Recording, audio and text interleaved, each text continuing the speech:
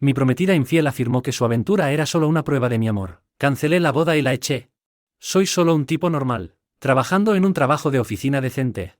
Pensé que había encontrado a la mujer con la que pasaría mi vida. Llevábamos 2 años juntos y le propuse matrimonio, bajo la impresión de que compartíamos los mismos valores: lealtad, respeto, honestidad. Durante un tiempo, todo parecía ir sobre ruedas. Reservamos el lugar para la boda. Comenzamos a mirar casas para comprar. Y ella se mudó a mi casa para ahorrar en alquiler. La vida se sentía estable. Eso cambió cuando noté algo extraño en su comportamiento. Se había vuelto más secreta. Sonreía mirando su teléfono. Salía de casa tarde con excusas vagas. La confronté con suavidad. Y en lugar de tranquilizarme, se puso a la defensiva. Al día siguiente, obtuve mi respuesta de la peor manera posible. Encontré mensajes explícitos en su teléfono. Había estado viéndose con un tipo del gimnasio, escondiéndose a mis espaldas durante semanas. Cuando la confronté con las pruebas, esperando lágrimas o disculpas, me sorprendió. Descartó mi ira, sonriendo con desprecio. Solo era una prueba de tu amor. Necesitaba saber si lucharías por mí, me dijo. Parpadeé, atónito. Transformó su infidelidad en una especie de cuestionario retorcido de lealtad y me acusó de fallar porque me enojé en lugar de perdonarla de inmediato. El sentido de derecho que emanaba de sus palabras era impresionante. Le dije que la boda estaba cancelada. Le exigí que empacara sus cosas y se fuera. Ella me gritó, llamándome ingrato y mezquino. He sacrificado tanto. Gritó, como si su traición fuera algo noble. Cuando no cedí, intentó un nuevo truco: lágrimas. Pero ya había visto la verdad de su carácter. No importaba cómo lo presentara. Ella me había engañado. Le dije con calma: tienes 1 hora para irte. O llamaré a la policía para que te escolten. Ella maldijo. Se apresuró a meter su ropa en una bolsa y salió dando portazos. Cerré la puerta tras ella. Al día siguiente, mi teléfono no dejaba de sonar. Me llenó de mensajes, alternando entre disculpas e insultos. Estamos hechos el uno para el otro. Seguido de: nunca harás algo mejor. Y: no me hagas hacer algo drástico. La ignoré. Ya había terminado. Pero aparentemente, ella no lo había superado. La semana siguiente, se presentó en mi lugar de trabajo, esperando en el estacionamiento, insistiendo en que habláramos. Me negué. Intentó reunir a conocidos comunes para presionarme a perdonarla. Me mantuve firme. No era un tapete para que me pisoteara. Su sentido de derecho aumentó. Afirmó que yo le debía reconciliarme con ella. Que no podía simplemente tirar por la borda los planes de boda. Como si el matrimonio fuera una transacción que yo había fallado en completar. Días después, volví a casa del trabajo y la encontré sentada en mi porche. Me miró fijamente, con los brazos cruzados. Tenemos que hablar, dijo. No puedes simplemente cortarme así. Tenemos un futuro. Necesitas entender que estaba probando tu lealtad. Ahora has demostrado que eres débil. Se me apretó la mandíbula. Vete. O te haré poner una orden de restricción.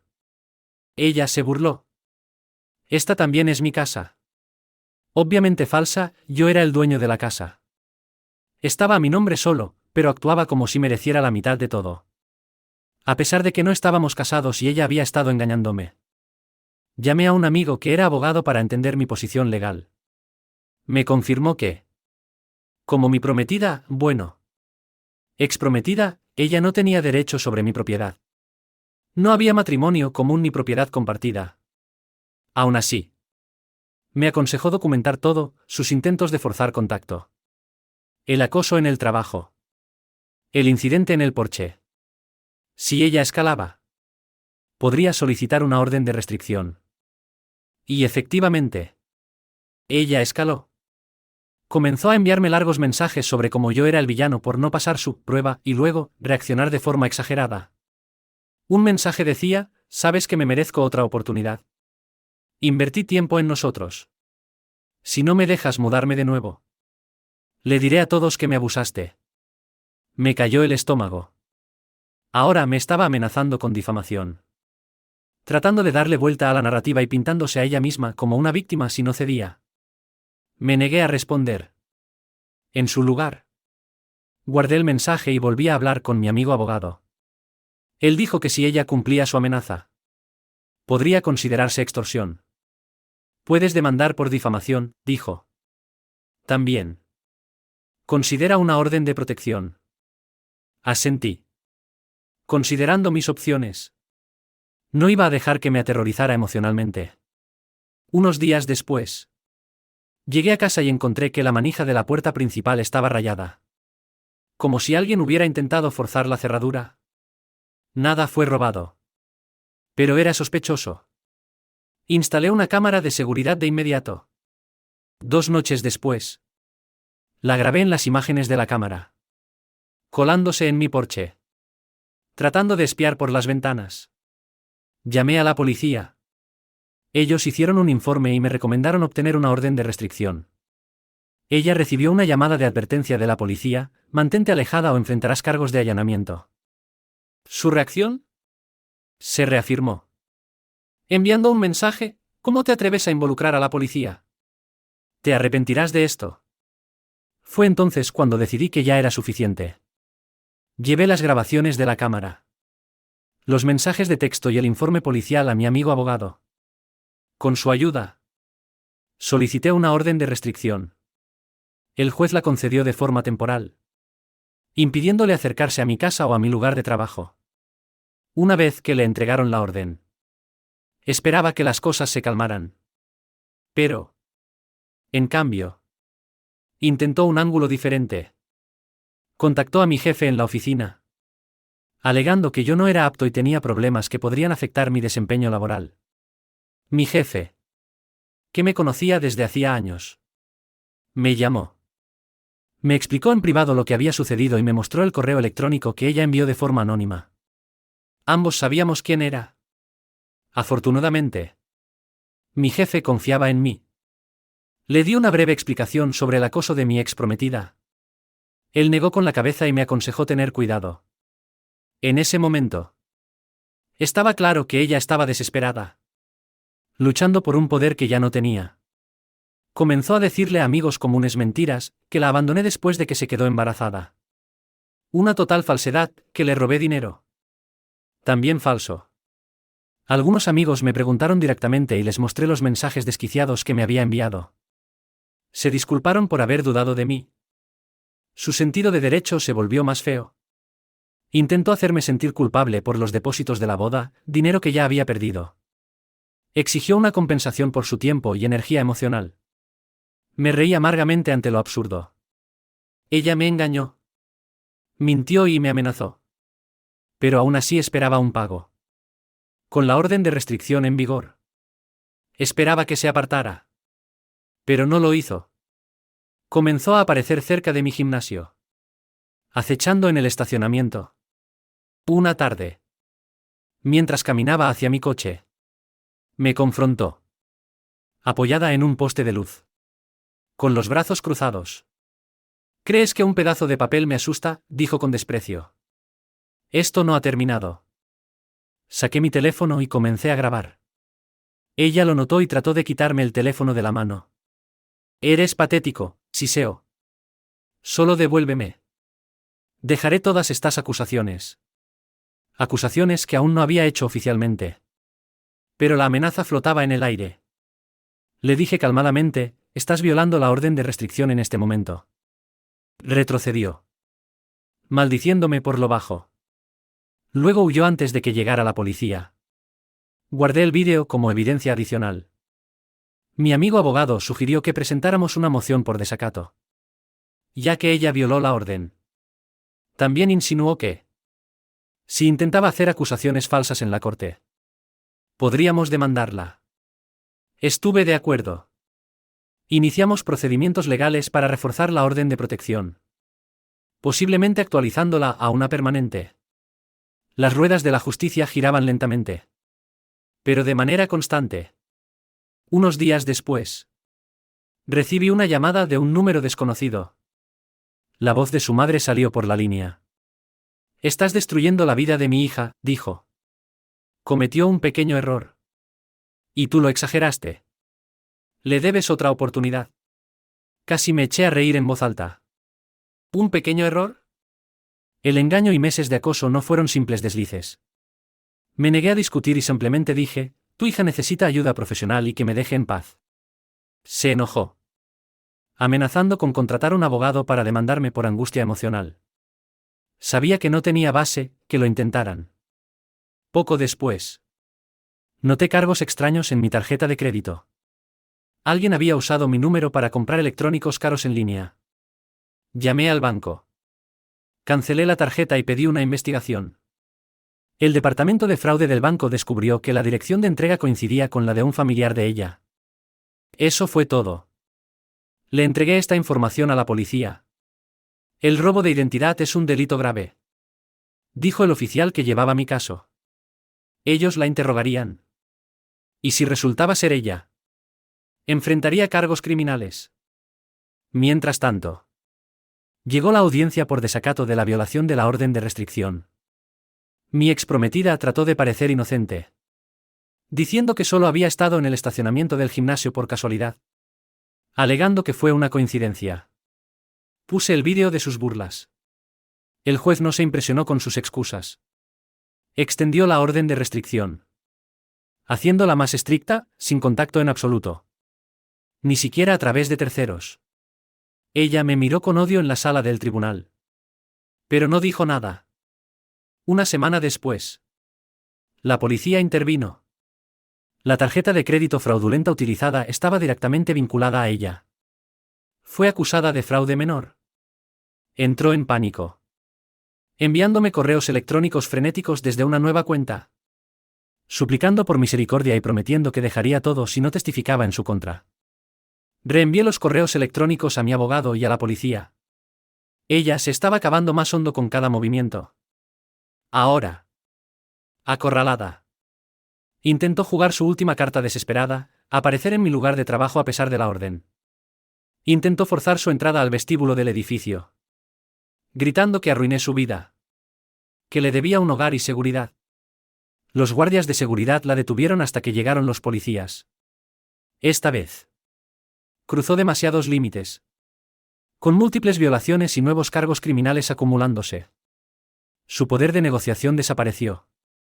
Había pasado de ser una exprometida infiel poniendo a prueba mi amor, a una criminal acosando a su expareja. La fiscalía se interesó en su caso después de los cargos por allanamiento y fraude. Le ofrecieron un acuerdo de culpabilidad si admitía su culpabilidad y aceptaba mantenerse alejada permanentemente. Su abogado, probablemente exasperado por sus acciones, le aconsejó aceptarlo.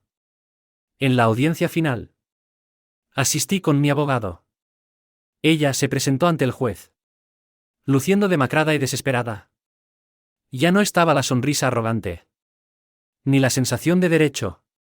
Ahora, sus ojos se movían nerviosos. La fiscalía presentó las pruebas, las amenazas grabadas, el allanamiento, el fraude, el acoso. El juez la miró y dijo, tu comportamiento es inaceptable y peligroso. Tienes suerte de que nadie haya sido dañado físicamente más allá del sufrimiento mental inicial. ¿Entiendes la seriedad de esto? Ella asintió tímidamente. El juez la sentenció a libertad condicional. Consejería obligatoria. Restitución por los cargos fraudulentos y órdenes de no contacto permanentes. Se le advirtió que cualquier violación futura podría significar tiempo en prisión.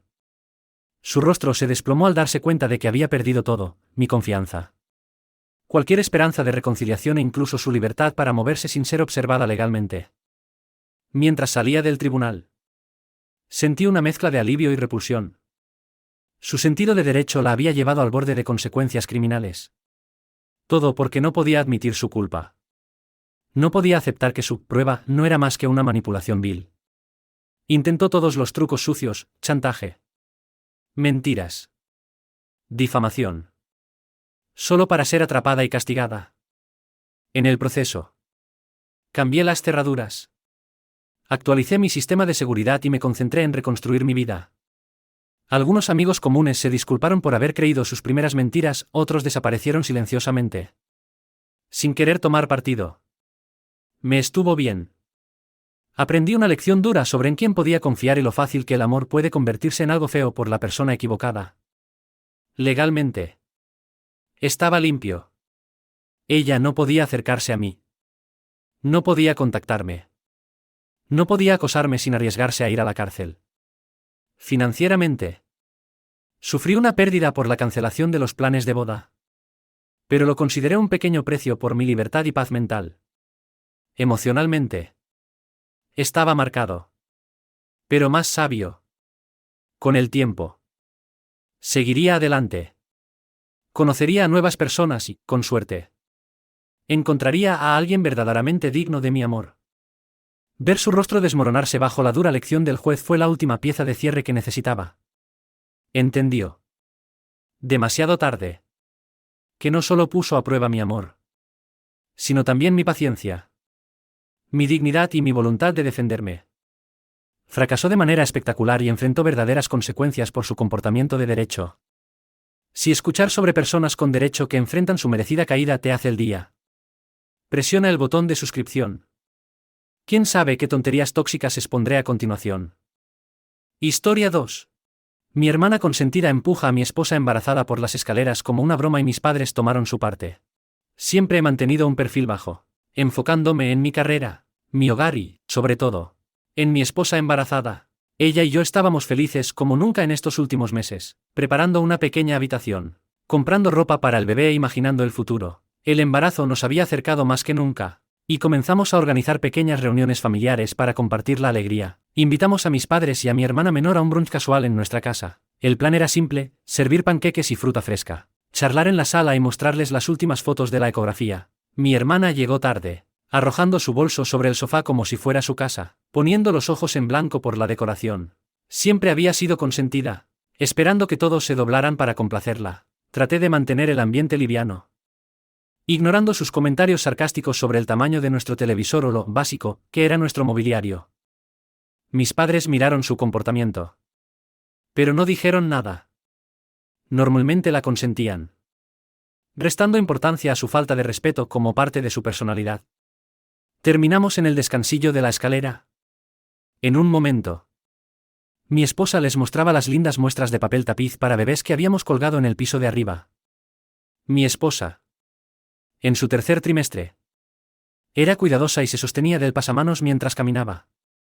De repente, mi hermana sonrió con ironía y dijo: «Oigan, miren esto». Dio un empujón suave en el hombro de mi esposa. Tan casual, como si la estuviera provocando ligeramente. Y luego retrocedió. Mi esposa gritó. Perdió el equilibrio en el último escalón y cayó. El sonido de su cuerpo golpeando las escaleras fue espantoso. Corrí hacia abajo inmediatamente, con el corazón acelerado, temiendo lo peor. Ella aterrizó de manera torpe en el fondo, gimiendo de dolor. Mis padres y mi hermana estaban en la parte superior de las escaleras. Mi hermana tenía una expresión de sorpresa burlona. «Solo fue una broma», gritó. «No seas tan dramático». Mis padres bajaron apresuradamente después de mí. Pero en lugar de mostrar indignación por el comportamiento de mi hermana, vi pánico en sus ojos. Pero por otra razón. Mi esposa se sujetaba la barriga, con lágrimas corriendo por su rostro. Llamamos al 911. Y los paramédicos llegaron rápidamente, colocándola en una camilla. Fui con ella al hospital, rezando para que nuestro hijo no hubiera sufrido daño. Horas después, un médico me informó que el bebé parecía estable, pero que mi esposa tenía moretones y necesitaba descansar. Casi no pude contener mi rabia. Mi hermana empujó a mi esposa embarazada por las escaleras y lo llamó una broma. ¿Cómo podía alguien pensar que eso era gracioso? Cuando confronté a mis padres por teléfono, me sorprendieron. Tu hermana solo estaba bromeando. Estás exagerando, dijo mi padre. Mi madre intervino: no arruines esto con demandas o drama. Les dije que pensaba presentar cargos por agresión. Ellos se sorprendieron, furiosos. ¿Vas a llevar a tu propia hermana a la corte?, preguntaron incrédulos. Si haces eso, olvídate de la herencia. Colgué el teléfono. Atónito. Mi esposa estaba en una cama de hospital, preocupada por nuestro hijo. Y mis padres me amenazaban con desheredarme por buscar justicia. Mi hermana casi nos cuesta la vida del bebé. Y ellos querían que lo dejara pasar. Era impensable. Caminé de un lado a otro en el pasillo, con los puños apretados. Cuando el médico de mi esposa pasó y me dio un gesto tranquilizador. El bebé parecía estar a salvo. Pero mi esposa necesitaría monitoreo y descanso. Tuvimos suerte esta vez. Decidido. Llamé a un abogado especializado en disputas familiares y casos de lesiones personales. Cuando le expliqué lo sucedido, el empujón de mi hermana. Las lesiones. La intimidación, escuchó en silencio y luego dijo, esto es agresión. Posiblemente agravada porque tu esposa está embarazada. Tienes todo el derecho de presentar cargos. Me aconsejó presentar un informe policial de inmediato. Lo hice esa misma tarde. Relatando cada detalle al oficial. Lo tomaron en serio y prometieron hacer un seguimiento. Esa noche. Regresé a casa y encontré mensajes de voz de mis padres. Su tono había cambiado de negación a derecho. Piensa en el legado familiar. Dijo mi padre. Todos esos años cuidándote. No lo tires por un malentendido. Mi madre agregó, tu hermana no quería hacerle daño a nadie. Estás exagerando. Y sabes que tenemos influencia en este pueblo. No nos hagas usarla. Influencia. Estaban insinuando que podían recurrir a sus conexiones personales para socavar mi caso. La arrogancia pura me hizo apretar los dientes. Estaban tan acostumbrados a salirse con la suya que esperaban que me rindiera. Mi abogado sugirió que reuniéramos toda la evidencia posible, mensajes de texto, llamadas, registros médicos, cualquier testigo. Teníamos un amigo que estaba visitando el piso de arriba cuando ocurrió. Aunque no vio el empujón en sí. Él escuchó la voz burlona de mi hermana y el posterior estruendo. Luego la vio sonriendo desde la cima de las escaleras. Estaba dispuesto a testificar sobre su actitud y cómo desestimó la gravedad de la caída. A medida que avanzaba la investigación policial. Mi hermana me envió un mensaje directo, fue una broma. ¿Qué bebé? No puedo creer que estés llorando a los policías. Su crueldad alimentó mi determinación. Si realmente pensaba que esto no era un gran problema. Que se lo explicara a un juez. Entonces mis padres intensificaron su estrategia. Contactaron a la familia de mi esposa. Tratando de convencerlos de que estábamos exagerando la situación. Insinuaron que, si tomábamos medidas legales, nos cortarían el apoyo financiero. Nos desheredarían y nos dejarían sin nada. Siempre colgaban la herencia como una zanahoria. Asumiendo que me importaba tanto su dinero que estaría dispuesto a sacrificar mis principios. Pero yo tenía un buen trabajo. Una vida estable y no necesitaba su riqueza. Solo necesitaba justicia y seguridad para mi familia. Mi esposa. Desde su cama de hospital. Me miró a los ojos y me dijo, haz lo que tengas que hacer. Protegeremos a nuestro hijo. A nosotros mismos. Sin importar nada. Le tomé la mano.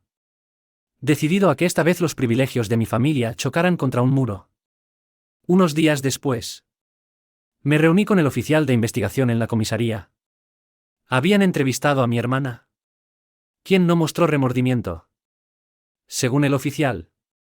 Ella alegó que solo era una broma entre hermanos y me acusó de estar exagerando. El oficial no le creyó. Empujar a una mujer embarazada por las escaleras no era una broma. Era una posible agresión grave. Ellos enviarían el caso al fiscal de distrito. Mi abogado me preparó para los siguientes pasos, probablemente una fecha de juicio y posiblemente un acuerdo de culpabilidad si mi hermana se daba cuenta de la gravedad de sus acciones. Sin embargo, mis padres redoblaron sus amenazas. Un día por la tarde. Se presentaron en mi puerta. Ignorando que ya les había dicho que se quedaran alejados. Mi esposa había regresado del hospital y estaba descansando en el sofá. Me planté en la puerta, bloqueando su paso. Y exigieron, retira los cargos. O nos aseguraremos de que no recibas nada de nuestra herencia. Los miré. Enfadado por su descaro. La seguridad de mi esposa y mi bebé es lo primero. Si piensan que el dinero va a comprar mi silencio, están muy equivocados. Se rieron, llamándome ingrato. Les dije que se fueran. O llamaría a la policía. Se fueron ofendidos. Esa misma noche, mi hermana intentó otra táctica. Publicó en las redes sociales, pintándose como una víctima de un hermano loco que no podía tomar una broma. Distorsionó la narrativa, diciendo que mi esposa había fingido la caída para incriminarla. Mi sangre hirvió. Afortunadamente, mi esposa y yo no teníamos nada que ocultar. Nuestro amigo, que había sido testigo de la actitud de mi hermana, publicó una respuesta calmada, señalando sus mentiras y destacando cómo habíamos llamado a una ambulancia de inmediato. Otras personas que conocían el comportamiento consentido de mi hermana intervinieron. Y antes de mucho, ella eliminó la publicación. Su intento de manipulación pública fracasó. Mi abogado me animó a mantener la calma y dejar que el sistema legal hiciera su trabajo. Dijo que los fiscales no se dejarían influenciar por el drama en redes sociales. Teníamos los registros médicos de las lesiones de mi esposa, los testimonios de los testigos y las propias palabras de mi hermana. Mis padres intentaron mover sus hilos entre bambalinas, llamando a viejos amigos de la familia en el ámbito legal, con la esperanza de que el caso fuera retirado. Pero en los EU, agredir a una mujer embarazada se toma en serio. El fiscal presentó los cargos sin dudarlo, indicando que perseguirían una condena. Se fijó una fecha para el juicio. Mi hermana entró en pánico, dejando mensajes frenéticos: «¿Somos familia? ¿No puedes enviarme a la cárcel?». Mis padres ofrecieron dinero para cubrir los gastos médicos si retirábamos los cargos. Pero sus sobornos cayeron en oídos sordos. Ya había llegado el momento de poner fin a todo esto. Ahora me di cuenta de que cortar toda relación con ellos era el único camino a seguir. Se creían intocables, usando la herencia como un arma. No me rendiría. Quería que enfrentaran el juicio de la ley. Mi esposa me apoyó sin importar el costo. Acordamos que, incluso si significaba perder cualquier vínculo financiero, buscaríamos justicia. La seguridad de nuestro hijo y nuestros principios valían más que los lazos familiares y el dinero sucio. El día de la audiencia, estuve junto a mi abogado en una pequeña sala de tribunal de madera. Mi hermana estaba sentada en la mesa de la defensa, acompañada de un abogado que ya se veía agotado. Mis padres se mantenían en la galería, mirándonos con desdén. Mi esposa, aunque aún se recuperaba, insistió en asistir. Tenía una expresión decidida. El fiscal presentó los hechos: un empujón deliberado desde lo alto de las escaleras, causando daño corporal y poniendo en peligro al bebé. Las cejas del juez se alzaron mientras escuchaba. La defensa de mi hermana trató de presentarlo como un malentendido, alegando que nunca intentó hacerle daño. Pero el fiscal mostró los mensajes de texto, los mensajes burlones de mi hermana después del incidente y las publicaciones en redes sociales en las que implicaba que nosotros éramos unos llorones. El jurado no necesitó un gran discurso para ver la verdad. Esto no fue un accidente ni una broma ligera, fue poner en peligro imprudente en el mejor de los casos. Malicia en el peor. Durante un breve receso, mis padres intentaron una última jugada desesperada. Se acercaron a mi abogado en el pasillo, ofreciendo un acuerdo sustancial si dejábamos todo atrás. Mi abogado negó con la cabeza. Yo no cedería. No parecían entender que sus intimidaciones y sobornos solo reforzaban mi determinación. Después de todas estas amenazas y manipulaciones, dejar que se salieran con la suya significaba traicionar a mi esposa y a mi hijo. De regreso en la sala, el jurado regresó con un veredicto de culpabilidad. Mi hermana fue condenada por agresión grave. El juez fijó la fecha de la sentencia para más adelante. Pero la posibilidad de tiempo en prisión estaba sobre la mesa. Mis padres se veían pálidos, sorprendidos de que su influencia no pudiera salvarla. Al salir, mi hermana sollozaba: «Esto es tu culpa». Ni siquiera respondí. Ella misma se metió en este lío. En las semanas siguientes, mis padres intentaron contactarme, ofreciendo disculpas y diciendo que no se habían dado cuenta de lo grave de la situación. Nunca respondí a sus llamadas. Bloqueé sus números y corté todo contacto. Si pensaban que los perdonaría y olvidaría después de que intentaron presionarme para que retirara los cargos. Estaban muy equivocados. Por primera vez en mi vida. Entendí que, a veces, los lazos de sangre pueden ser raíces venenosas que estrangulan tu crecimiento. Cortarlas fue la opción más saludable. Mi esposa y yo seguimos adelante, enfocándonos en su recuperación y en la llegada del bebé. Instalamos mejores medidas de seguridad en casa y dejamos claro a los conocidos mutuos que no queríamos más contacto con mis padres o mi hermana. Sin su herencia, ¿aún prosperaríamos a nuestra manera? Nos teníamos el uno al otro y a nuestro futuro hijo. Eso valía más que cualquier legado manchado. Ahora, al mirar atrás, veo una cruel ironía. Mis padres valoraban la riqueza y la reputación familiar por encima de la decencia humana. Mi hermana pensó que podía hacerle daño a alguien como si fuera una broma y salirse con la suya. Todos enfrentaron las consecuencias de su derecho de propiedad. Y nosotros salimos más fuertes, sabiendo que defendimos lo que era correcto. Si exponer actos de derechos te da emoción, presiona ese botón de suscripción. Créeme. Siempre hay otra tormenta por ver estallar.